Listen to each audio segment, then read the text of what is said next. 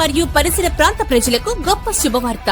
Shri Venkateswara children's hospital LIC office పైన Podili road Darsi Apollo hospital నందు అనుభవజ్ఞులైన డాక్టర్ మనీందర్ రెడ్డి గారు ఎంబీబీఎస్ ఎండి పీడియాట్రిక్.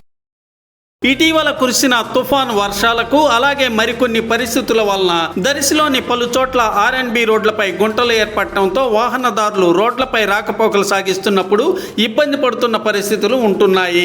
ఇటువంటి పరిస్థితులు నెలకొన్న తరుణంలో దర్శి పట్టణంలోని ఆర్ఎండ్బి రోడ్లపై ఉన్న గుంటల్ని పూడ్చివేసే పనులు చురుగ్గా జరుగుతున్నాయి. రోడ్లు బాగుపడుతుండటంతో వాహనదారులు సంతోషం వ్యక్తం చేస్తున్నారు.